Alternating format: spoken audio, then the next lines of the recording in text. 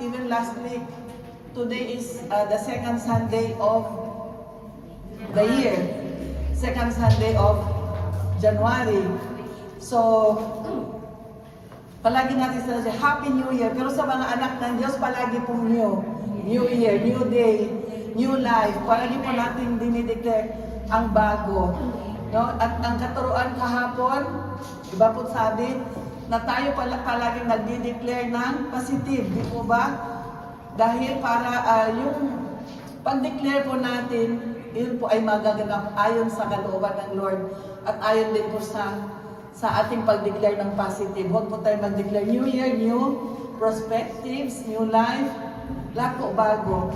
Di ba kahapon sa Proverbs 18:21, ang sabi, the tongue has the power of life and death, and those who love it will eat its fruit. Continuation lang po pala, talaga pong confirmation ang katuruan ngayon dahil continuation po sa katuruan kahapon. So, ang verse po na binigay o ang revelation po sa araw na ito ay makikita po natin, ito po ay famous verse na palagi natin pinanghahawakan. Isang verse lang po. Ngunit marami po tayong mapupulot, marami pong katuruan sa verse na ito na makikita po natin sa sulat ni Paul sa Romans 8:28. Ano po ang sabi doon? Memorize po natin lahat ito. Romans 8:28, ang sabi po, and we know that all things work together for good to them that love God, to them who are called according to His purpose. Sa Tagalog po, alam natin sa lahat ng bagay ay gumagawa ang Diyos para sa mabuti kasama ang mga nagmamahal sa Kanya. Silang mga tinawag ayon sa Kanyang layunin. At bago po natin i-expound, pag-aralan ang word ng Lord sa hapong ito, tayo po ay manalangin muna. Humingi po tayo ng gabay through the power of the Holy Spirit na samahan po tayo sa ating pag-aaral. Father in heaven, in the mighty name of Jesus and the power of the Holy Spirit, Panginoon, pinupuri ka namin at dinadakila, niluluwalhati sa oras na ito dahil ikaw po ang Diyos na makapangyarihan sa lahat. And apart from you, we can do nothing, Panginoon. Kaya sa oras na ito, Lord God, dalangin namin na sasamahan mo kami sa aming pag-aaral and the indwelling of the Holy Spirit, O God, be upon us habang kami nag-aaral. Ipaunawa sa amin, Panginoon, ang aral sa hapong ito sa iyong salita. At Panginoon, patuloy na make me worthy, O God, sa hapong ito na maging channel of blessing, channel of your word. Bless thy servant and bless thy word upang maging pagpapala, O God, sa aming lahat. At pangunahan lahat ito ng banal na Espiritu Santo upang maunawaan namin lubos, Panginoon, yung mga salita.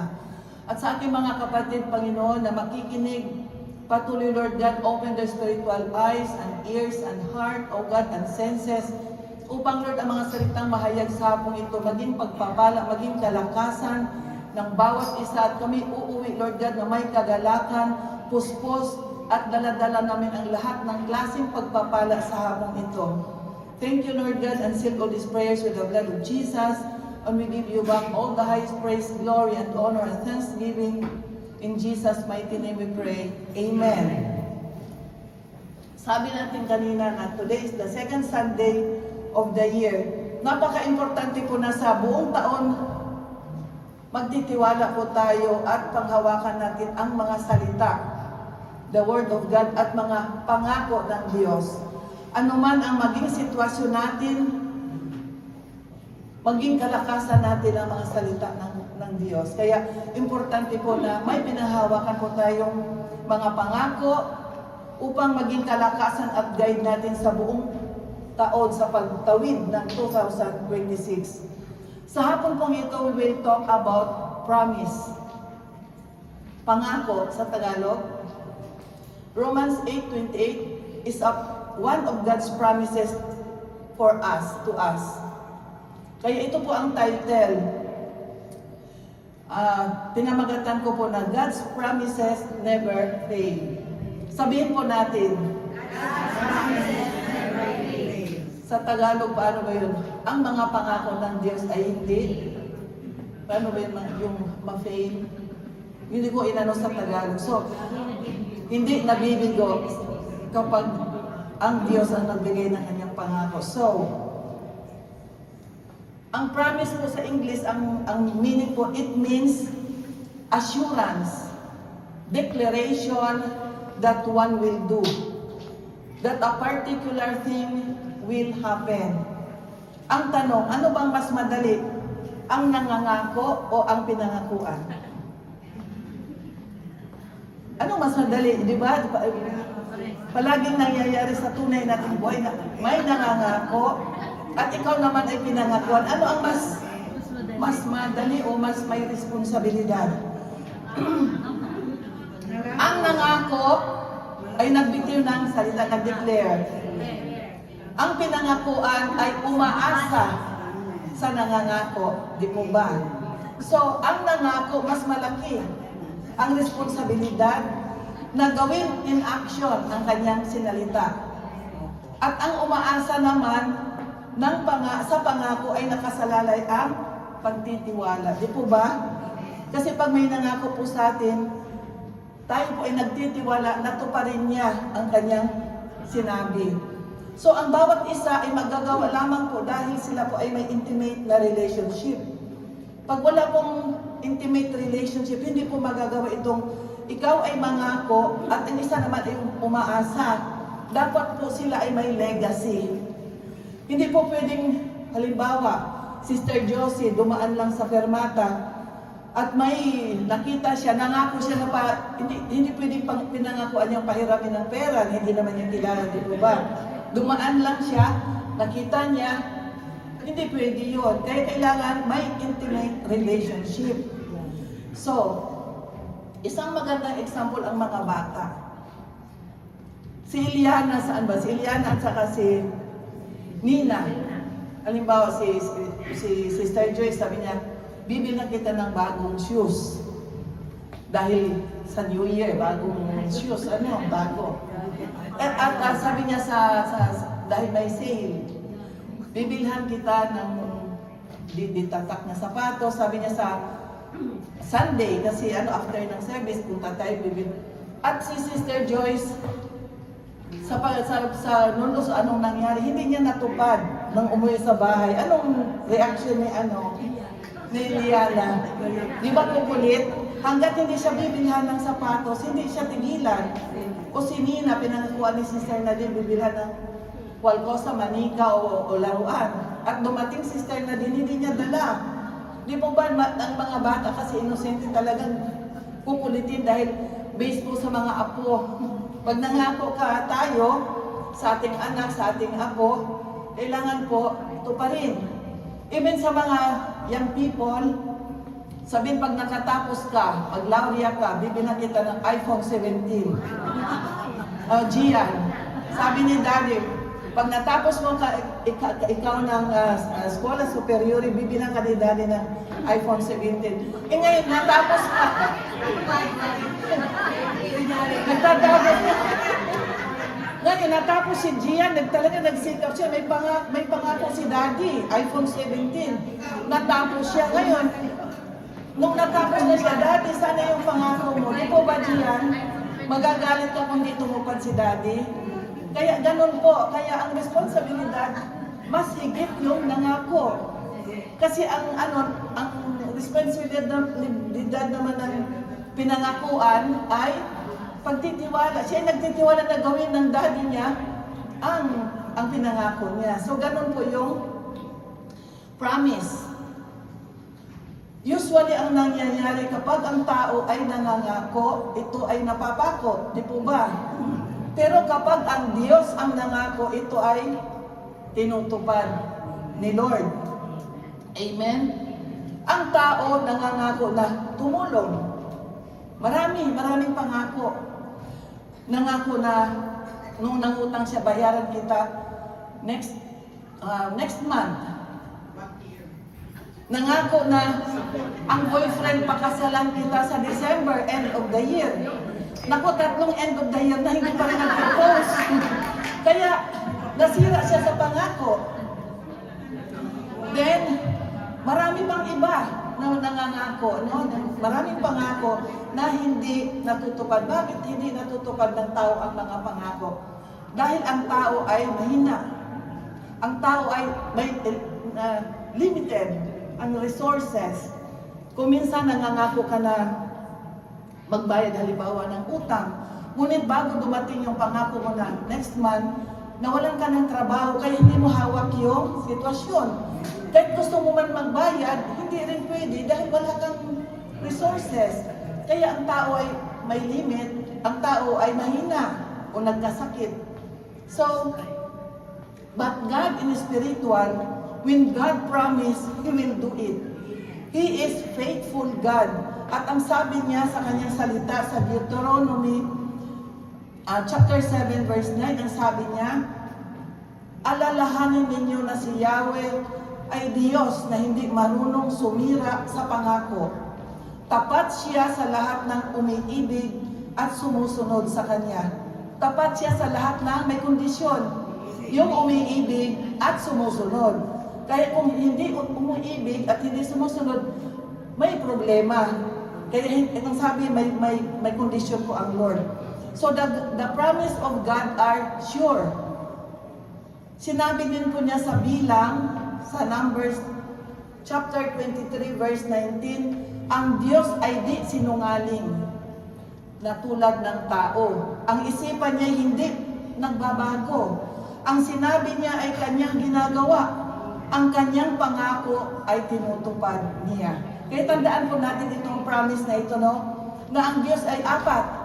Hindi sinungaling, hindi pa bago-bago ang isip na tulad ng tao. Ang sinabi ng Diyos ay ginagawa niya, at ang lahat ng kanyang pangako, ang kanyang promise sa atin, ang Word of God ay tinutupad niya. Kaya magkaiba. God is in the higher place, in heaven, tayo nasa baba lang. Kaya hindi po, ang tao po, ang sabi ng verse kanina, ang Diyos ay hindi kagaya ng tao. Nangako ka ngayon, bukas iba ng isip, di po ba? Dahil ang sabi, ang tao ay pabago-bago ang isip. Ang Diyos ay hindi nagbabago. Hindi sinungaling. At lahat ng sinasabi niya, ginagawa niya. Kasi ang problema sa tao, kahit sabi, nangangako tayo na this year, New Year, talagang mag-diet na ako. Hanggang salita. Pero ang Diyos po, ang sabi lahat ng kanyang sinasabi ginagawa. Yun po ang problema ng tao. Kailangan put in action ang lahat ng ating dinideclare. Kagaya ng katuruan kahapon. So, ang sabi pa niya, ang kanyang pangako ay tinutupad niya. Isang tanong, why are we here today? Bakit nandito tayo sa araw na ito? Hindi ito accident na nandito tayo, ang iba wala. Pero tayo ay nandito. Bakit tayo nandito sa araw na ito? Dahil may pinanghawakan tayong pangako ng Lord. Na sabi niya kapag inuna siya, ano ang gawin ng Lord sa atin kapag inuuna natin pala, when we put Him first, when we put Him in priority? Matthew 6:33, seek first the kingdom of God and His righteousness, and all His things shall be added unto us. Amen? Kaya nasa pangako ng Diyos na bakit tayo nandito? Dahil tayo ay pinanghawakan natin na kapag inuna natin ang Diyos, matatanggap natin lahat ng ating pangangailangan, lahat ng klaseng pagpapala. Dahil nangako ang Diyos, ito ay promise ng Lord, even hindi lamang sa araw na ito, ngunit sa buong taon, na kapag inuna natin ng Diyos, pagpapalain tayo ng Lord. Amen po? Amen. Why we believe Romans 8:28? Bakit paniwalaan natin? Kasi kiniklaim natin ito ay isa sa mga pangako na ating mapanghawakan sa buong taon. Why we believe Romans 8:28? Number one, because it is a promise that brings assurance and security. Na kapag pinanghawakan natin ang Romans 8:28, ito ay isang pangako na nagbibigay sa atin ng security, yung kasiguraduhan.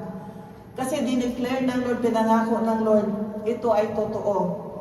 God's promise that faith can claim and find peace in every situation, good or bad. Pinangako ng Lord sa verse na ito na kapag tayo po ay may pananampalataya na i-claim natin ang kanyang mga salita, ito man ay good or bad, mayroon po tayong kapayapaan sa ating mga puso.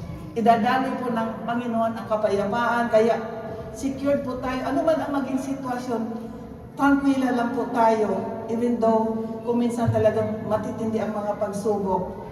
This is a promise that raises the hope of troubled people. Nagbibigay po ito ng pag-asa. Kaya anong sabi nila? Habang may buhay, may pag-asa. Ang wala lang pong pag-asa ay wala ng buhay. Di po ba? Kaya laban lang. Kung may mga pagsubok, continue, laban lang. Dahil ang laban ay sa Lord. Ang victory ay atin. Amen po? Amen. So, this verse is a guarantee that God has a plan for each of His children. Tingnan po natin, pakilagay po sa 2 Timothy 1 verse 9. 2 Timothy 1 verse 9. It is a guarantee that God has a plan for us. Who has saved us and called us with a holy calling, not according to our works, but according to His own purpose and grace, which was given to us in Christ Jesus before time began. So, may purpose po ang Lord. And binibigyan po niya tayo ng grace. Kaya sa ating mga buhay, God has a plan. May plano ang Diyos. Bakit po tayo na born again? Bakit napunta po tayo dito na sama-sama tayong nagpupuri sa Diyos? Dahil, kuminsan iniisip natin, ba't napunta na lang ako dito? Kuminsan naisip natin, ba't nandun ako sa ibang lugar na naparating ako dito at sama-sama tayong nagpupuri dahil may purpose po ang Lord sa ating mga buhay. Itong verse na ito pinanghahawakan natin, but pag dumating po ang mga pagsubok, it is not an easy promise to remember. Kung minsan, ayan, kiniklaim natin ang mga pangako ng Diyos, mga word ng Lord. Kapag dumating na ang mga pagsubok, kung minsan, hard to remember, sabi, no? Kung minsan na mas naiisip natin ang problema kaysa Diyos na nangako sa atin. So, when times are tough, when we are overwhelmed by difficulties, when we may think that God has forgotten us, when we may think that our lives are out of control. Kung minsan iniisip natin yon na pag nasa difficulties na, hindi na natin maisip mabuti yung mga pangako ng Diyos. Ngunit may good news. But the good news is, God wants to replace our uncertainty with faith. Kaya ang sabi nga sa Romans 8:28, and we know. Kaya dito po, ang nais po ng Diyos na yung doubts natin, yung uncertainty natin sa Kanyang salita, nais ng Lord na tayo magtiwala at manampalataya sa Kanyang salita. Palitan po ng faith yung ating doubt. Kaya meron pong pinahawakan na verse. Ang sabi doon sa Romans 8:28, nag-start po, and we know. And we know means we believe in His word and we trust to His promise. Alam natin. And we know, sino yung nangako? Sino ba ang nangako dito sa and we know? Di po ba ang Diyos? So, you know who promised you that He is able. Able siya na ito pa rin ang kanyang pangako. Alam natin na makapangyarihan ang Diyos. And you have a relationship to the one who promised you. Kaya nagtitiwala tayo dahil kilala natin ang ating Diyos na tumutupad sa kanyang pangako. Dahil kung wala tayong intimate relationship, kung hindi natin tinanggap ang Panginoong Jesus, hindi po tayo umaasa. Wala tayong pinanghawakan, ayaw nating manampalataya. So, you have a relationship, kahit naniniwala ka na ang Diyos ay able na gumawa sa iyo ng himala. Ang Diyos ay able na i-provide ang lahat ng iyong pangangailangan. Alam natin na able na pagalingin tayo sa ating sakit at karamdaman. Amen po. This is a question of faith. Faith in Christ trades uncertainty for assurance. Kaya ang faith natin ang nagbibigay talaga ng kasiguraduhan upang matanggap natin ang mga at maunawaan natin ang mga pangako ng Diyos. It means I know whom I have believed. Makikita po sa 2 Timothy chapter 1 verse 12. Ilagay po natin ang 2 Timothy. Alam natin kung sinong nangako sa atin. alam natin kung sino ang pinaniwalaan natin. 2 Timothy 1:12. Ayan. And that is why I suffer these things. But I am not ashamed because I know whom I have believed. And I'm persuaded that He is able to guard what has been entrusted to me until that day. So alam natin na kung kanino tayo nanampalataya, na siya ay able na ibigay ang lahat ng ating pangangailangan. Number 2, bakit kailangan natin panghawakan ang Romans 8:28? Number 2, because it is a promise about all the experiences of life, good or bad, but all things work together for good. Kaya pinahawakan natin ang verse na ito dahil ito po'y maraming karanasan, all experiences of life. Naranasan din po ng mga men of God.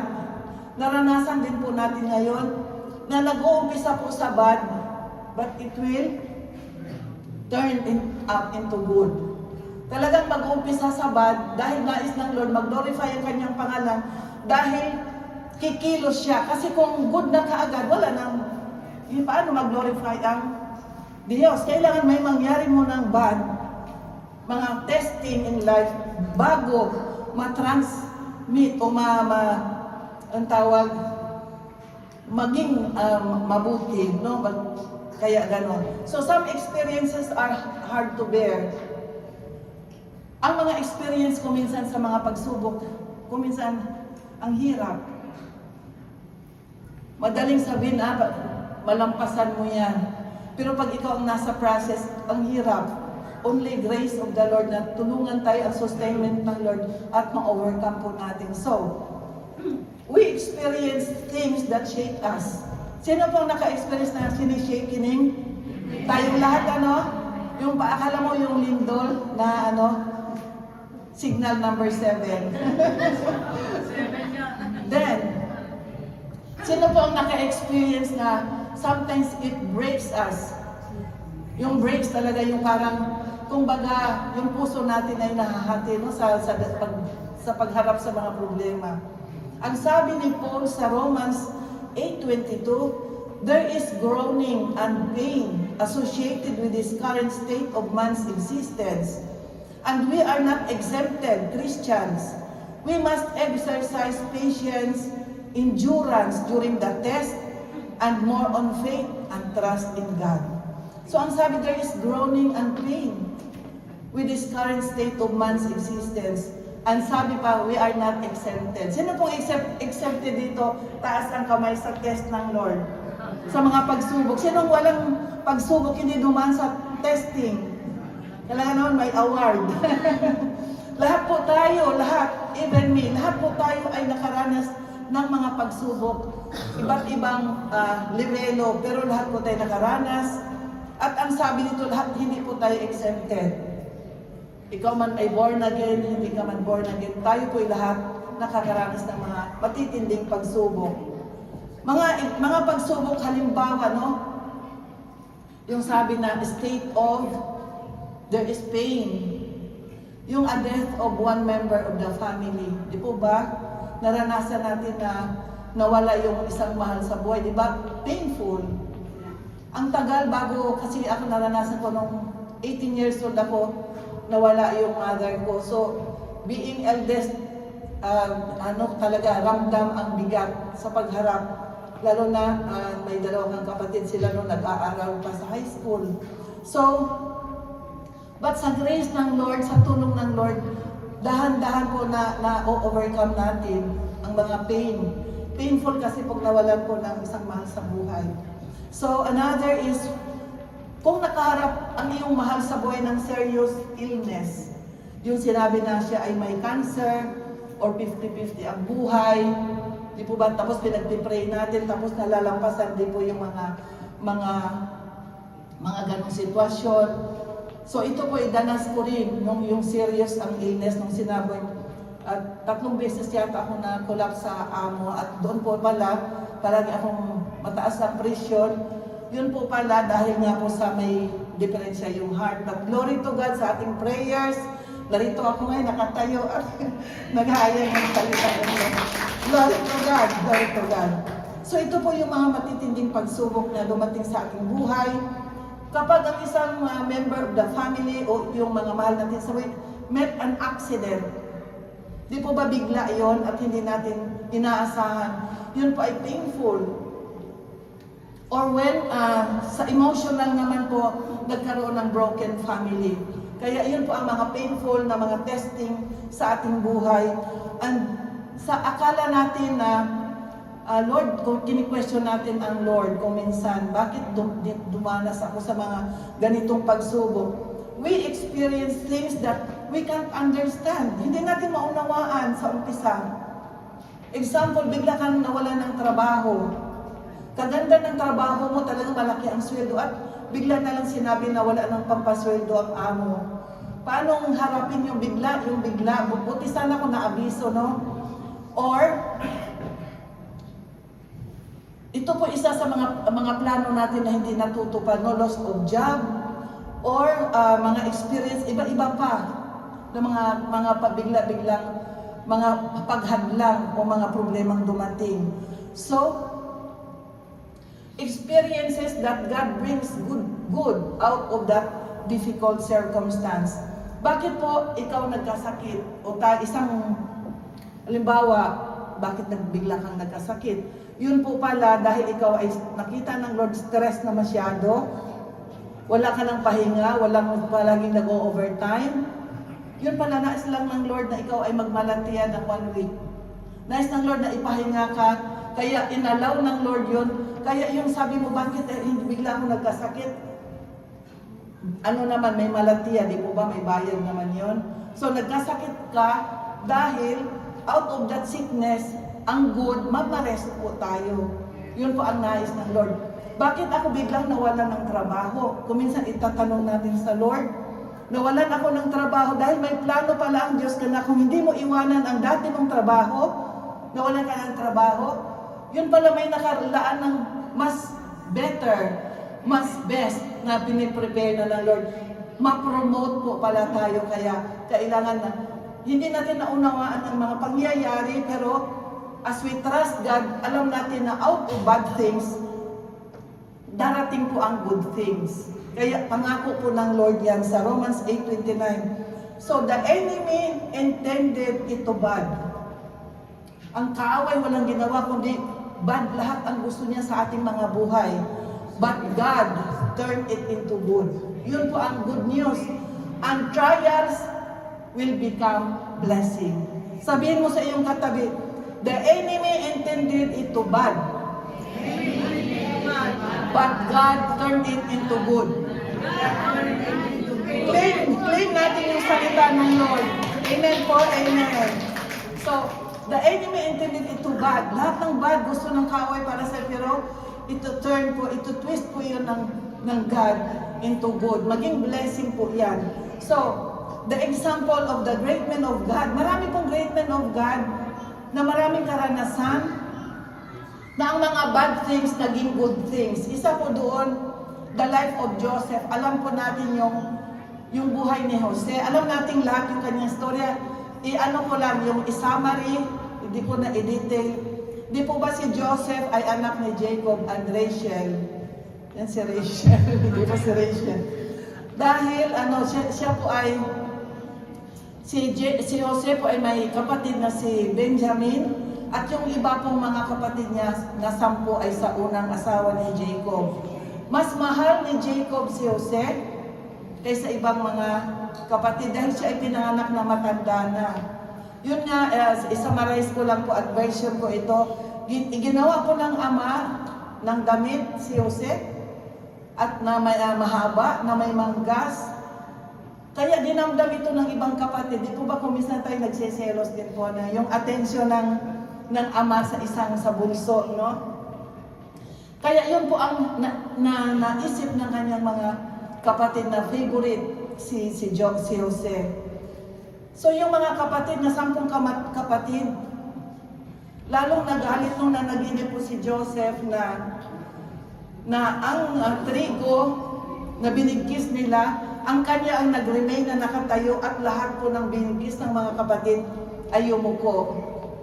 Hindi, nadagdagan yung kanilang galit, Then, nanaginip siya ulit na ang buwan, ang bituin at saka yung araw ay yumukod na naman sa kanya. Pati na si Jacob ay nagalit. Sabi niya, ano ba naman ito?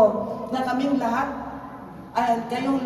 lahat magyuyukod sa iyo, sabi no.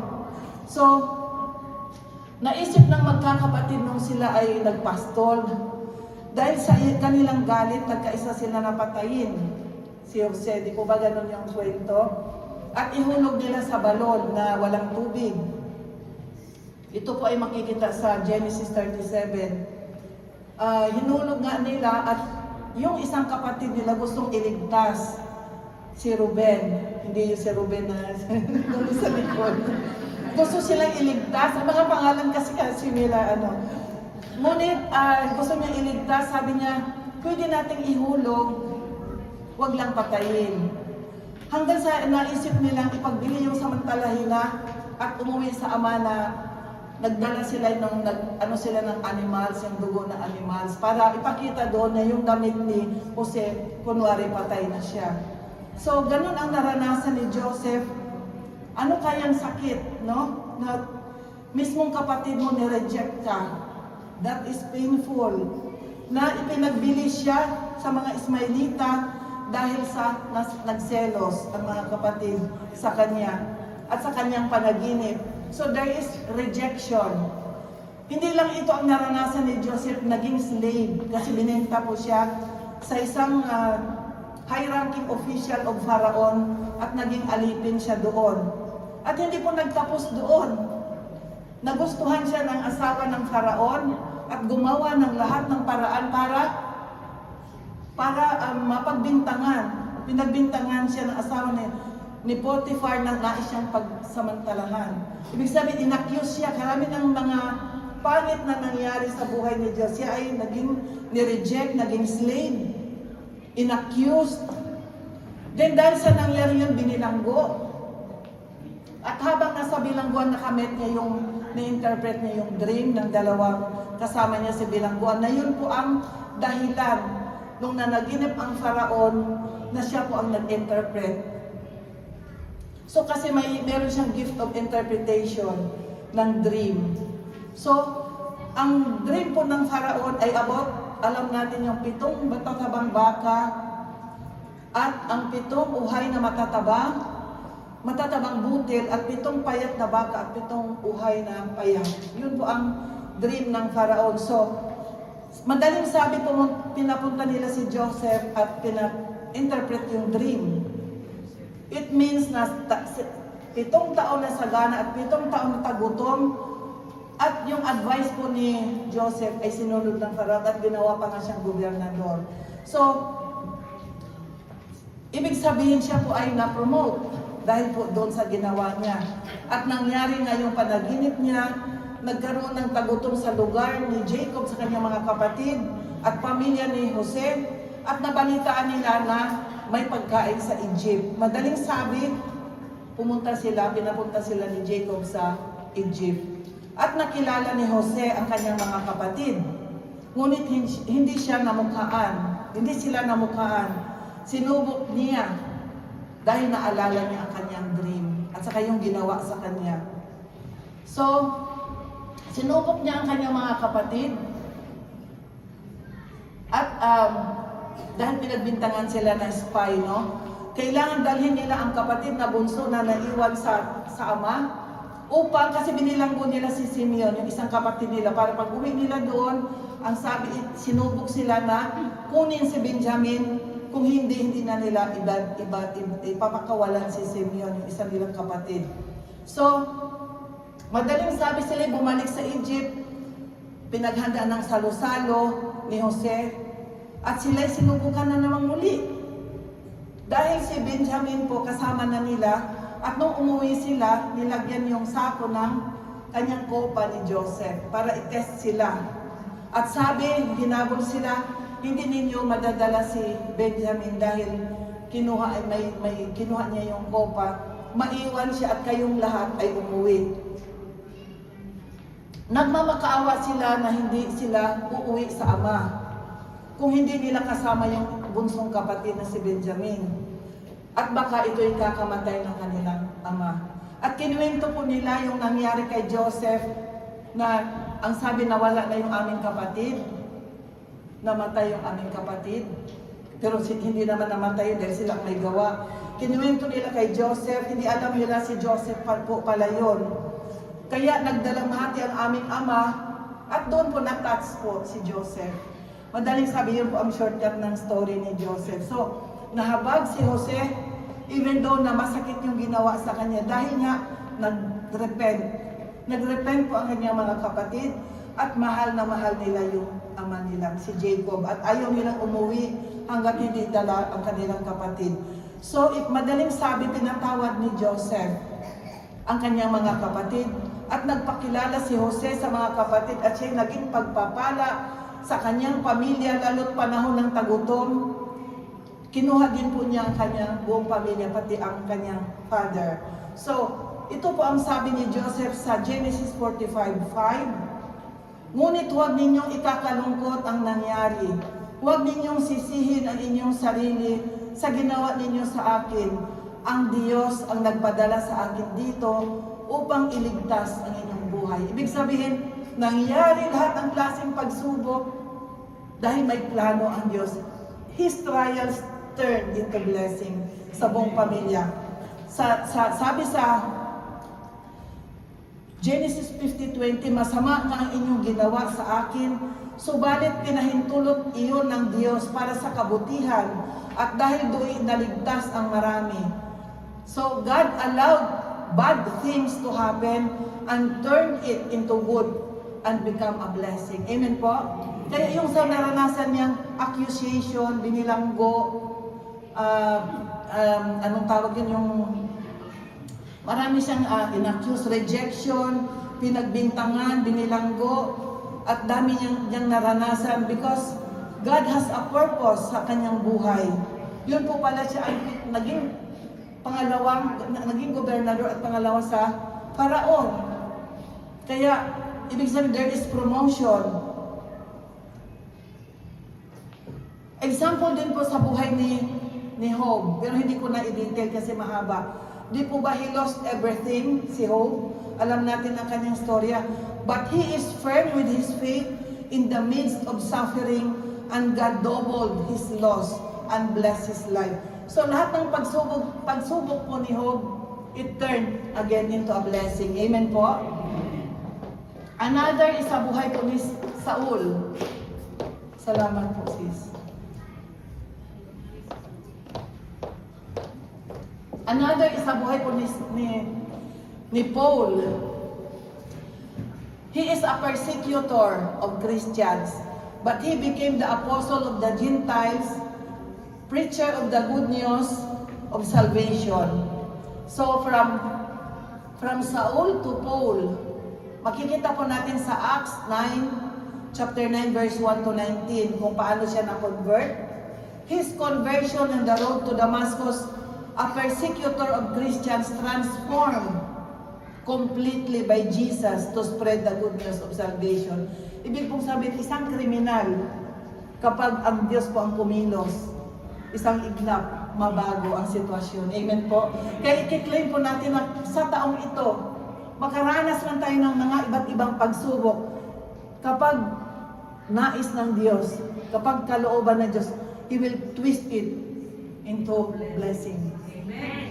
Kaya lang may kondisyon, kapag tayo po ay sumunod, ang sabi kanina, at manampalataya. Kasi kung hindi naman tayo sumunod, gusto lang natin na i-twist yung situation, hindi po magaganap. Kailangan po tayo ay maging faithful and obedient upang yung lahat ng ating nararanasan, i-sustain tayo ng Lord, bigyan tayo ng grace ng Lord, and all our testing will turn out into a blessing. Amen po? Pray po natin yun. Amen po. Number 3, tatlo lang po yung isi-share ko na mga bagay bakit panghawakan natin ang Romans 8:28. Because it is a promise of a great plan of your life and in my life. That is a great plan of God. May plano ang Diyos na maganda sa ating lahat, sa ating mga buhay. Una, God promised a wonderful future. Manampalatay po ba tayo na may nakalaan na maganda na plano ang Diyos sa ating buhay? Ang condition to them that love God. Sa lahat ng nagmamahal at nananampalataya sa Diyos, God promised a wonderful life. Plain. The condition was we must love Him with all our heart and put Him first. Yung sabi ko kanina, kapag siya palaging nauna sa lahat ng bagay, sa umaga pagkagising, nagpipray, nagpapasalamat sa Lord, kahit sa anumang bagay, unahin siya. Kagaya ngayon, nandito tayo, God will bless each and every one of us. Dahil yun pa ang pangako ng Diyos. Bakit panghawakan natin yon? Ang sabi, a promise of great plan in our lives. Because this begins with God's love for us. Then we respond to His love by faith. Una, ang Diyos po ang nagmahal sa atin, di po ba? Then tayo naman po, dahil minahal tayo ng Diyos, nag-respond din po tayo by faith with His love. Basahin natin ang Romans 5 verse 8.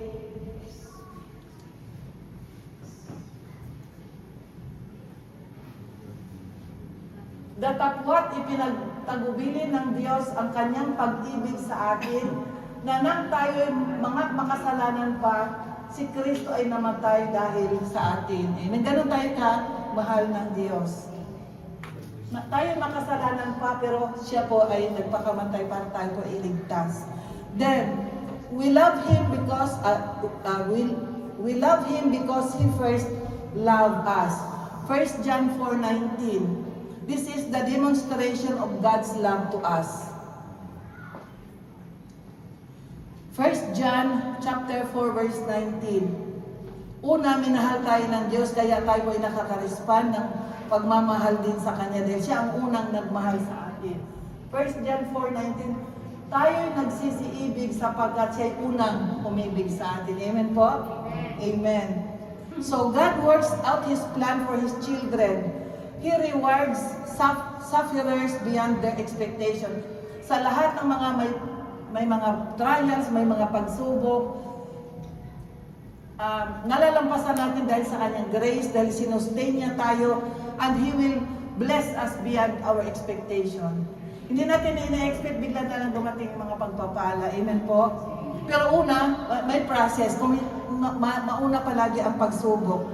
Romans 8:18 ang sabi, for I reckon that the sufferings of this present time are not worthy to be compared with the glory which shall be revealed in us. Yung mga suffering natin, walang katiting sa glory natin marireceive na ibibigay ng Diyos sa atin. Sa Tagalog, Romans 8:18 ang sabi, sapagkat mapatunayan ko na ang pagtitiis sa panahon ito ay hindi karapat-dapat maitumbas sa kaluwalhatiang mahayag sa atin. Maliit lang yung ating mga trials compared to sa suffering ni Jesus to save us, di po ba? Ngunit para sa atin, akala natin end of the world na ang mga pagsubok. So, ano po ang lesson na ating nalaman sa araw na ito? Believing Romans 8:28 will lead us to a positive result. Amen? Nagkakaroon tayo ng positive na pananaw kapag panghawakan natin ang Kanyang salita. Profound peace. Ito po ay natatanggap natin ang kapayapaan kahit in the midst of trials. Yun po ang mga buhay Kristiyano. Kahit nandyan na tayo sa shakening, nakakatulog pa rin po tayo. Amen po? And we rest in God's presence. Nais natin, kahit nasa gitna na tayo ng pagsubok, hinahanap pa rin natin, we seek His presence para nagkakaroon po tayo ng peace. Amen po? Pangalawa, nakakaranas tayo ng heavenly joy. The joy of the Lord is my strength.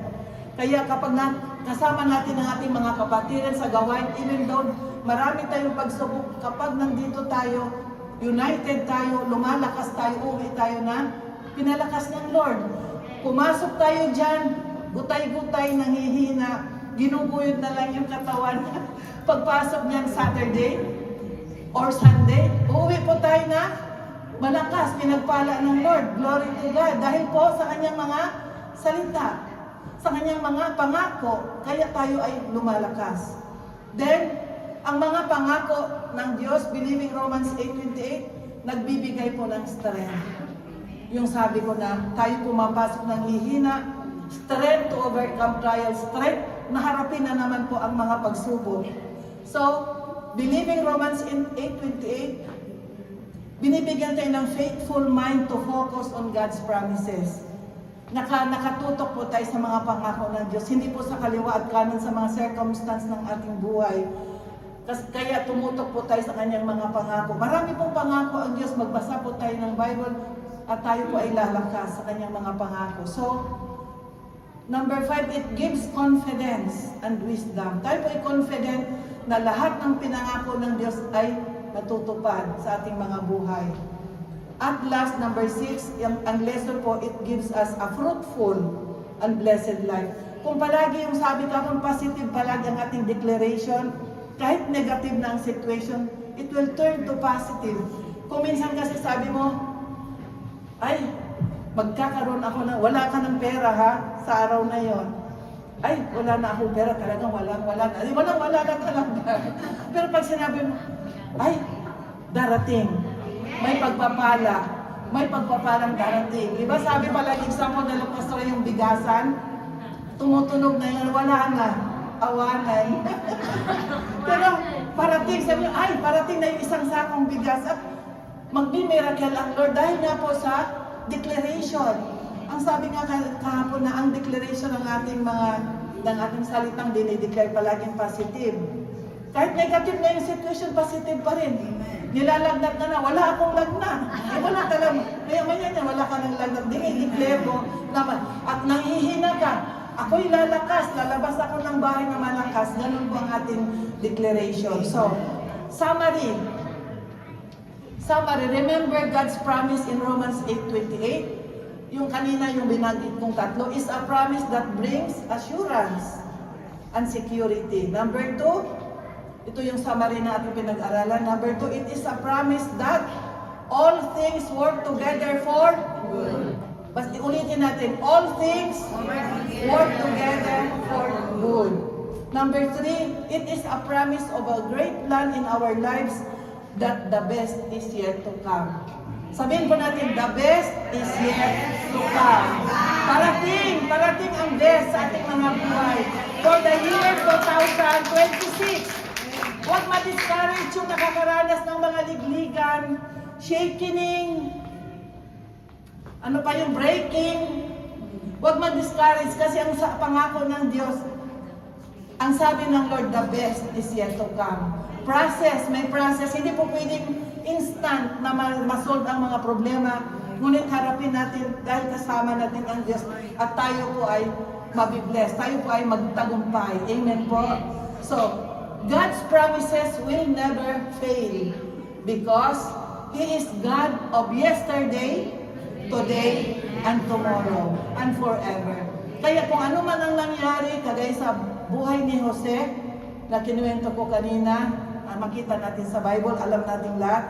Ganon din po ang nangyari today, kung nakakaranas ka ng kagaya kay Joseph, na ni-reject, binilanggo sa mga sitwasyong mahirap, maraming mga sitwasyon, maraming mga problema.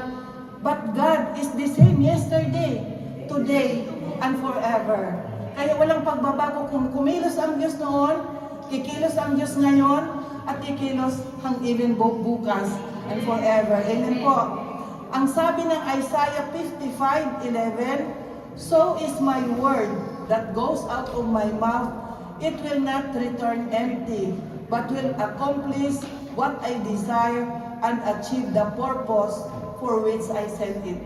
Ang salita ng Lord kapag dineclare, kapag kinlaim, hindi po ito babalik sa Kanya na walang ginawa. Dahil kapag ang salita ng Diyos, ikiklaim po natin, ito'y magaganap sa ating buhay. Magiging gayon ang aking salita na lumalabas sa bibig ko. Hindi babalik sa akin na walang bunga, kundi gaganap ng kinalulugdan ko at giginhawa sa bagay na aking pinagsubuan. Amen po. I-claim po natin na kapag may pangako ang Diyos, panghawakan natin. At kapag tayo po yung nanalangin, gamitin po natin ang kanyang word, ang kanyang salita na pinanghawakan natin. Isa na itong Romans 8:28 na i-claim natin that all things work together for good to those who love God. Na even though ang sitwasyon natin ay pangit o positive man or negative man, this year 2026, alam natin alafine, God turn our trials into blessing. Amen po. Conclusion. Famous verse na pinanghawakan din po natin, Jeremiah 29:11. Memorize natin lahat. Sasabihin natin, for I know the plans I have for you, declares the Lord, plans to prosper you and not to harm you, plans to give you hope and a future. Amen po?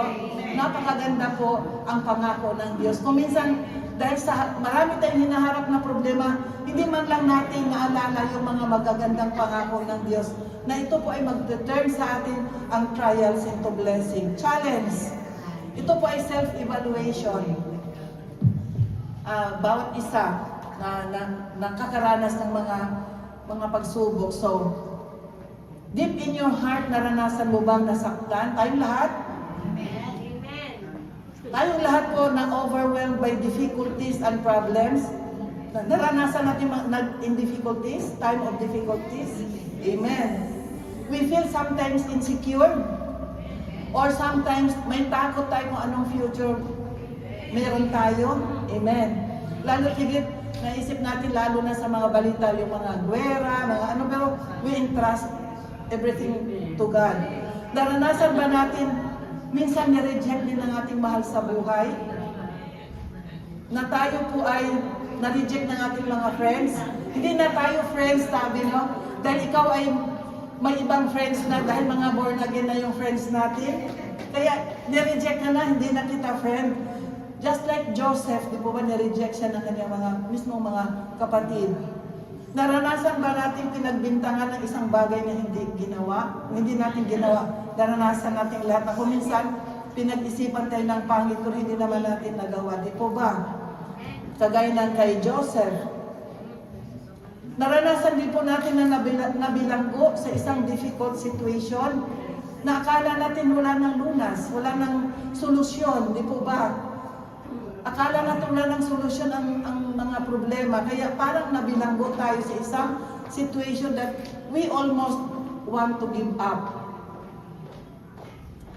So, meron pong good news. God can turn all the trials into blessing. Kaya huwag po tayo mawala ng pag-asa. Dahil yung mga naranasan natin, binanggit natin kanina, magiging blessing po sa atin kapag tayo po ay nanampalataya at nagtiwala sa Lord. Because God is able. Because God is a miraculous God. Dahil siya ay gumagawa ng himala, kaya panghawakan po natin ang kanyang mga salita.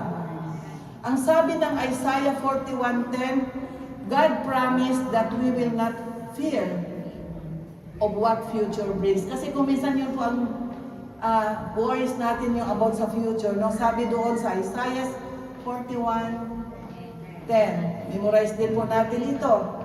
So do not fear, for I am with you. Do not be dismayed, for I am your God. I will strengthen you and help you. I will uphold you with my righteous right hand. Huwag po tayong matakot dahil kasama po natin ang Diyos. Amen po. Panghawakan natin ang mga pangako ng Diyos na tayo kanyang sasamahan at tutulungan sa buong taon. Tayo kanyang palalakasin at pagpalain even though makakaranas tayo ng iba't ibang klaseng pagsubok. Kasi hindi naman po pwede na buong taon puro pagpapala. Kaya nire-ready po tayo ng Lord, makaranas man po tayo ng mga pagsubok, alam na po natin na may mga pangako ang Diyos na ating panghahawakan.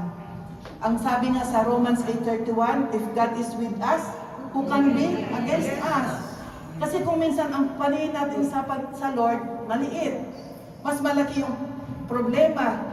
Baliktarin natin ngayon, mas malaki ang Diyos, maliit ang problema. Because Kung kasama natin ang Diyos, if God is with us, who can be against us? Ang imposible sa tao, ay lahat ay posible sa Diyos. Yun po ang sabi niya sa Matthew 19:26. And glory to God. Hanggang dito na lang po. Glory to God for His words. Amen. At pinatawagan ko na po ang music team. Hallelujah. Praise God.